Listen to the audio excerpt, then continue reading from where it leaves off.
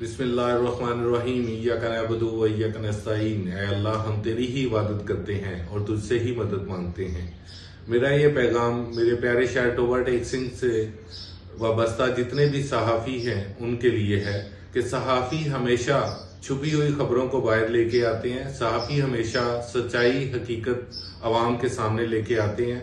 इस वक्त धांधली शुदा इलेक्शन सबसे बड़ा मसला है इस मुल्क का, हमारे हल्के का, पाकिस्तान का और टोबा टेक सिंह का भी।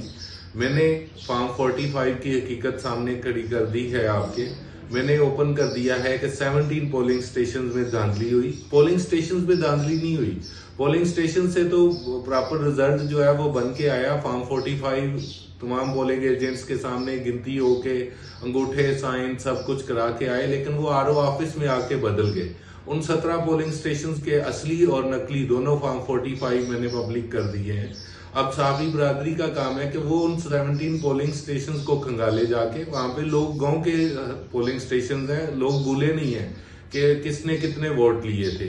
जाएं और पब्लिक के सामने हकीकत रखें। Thank you.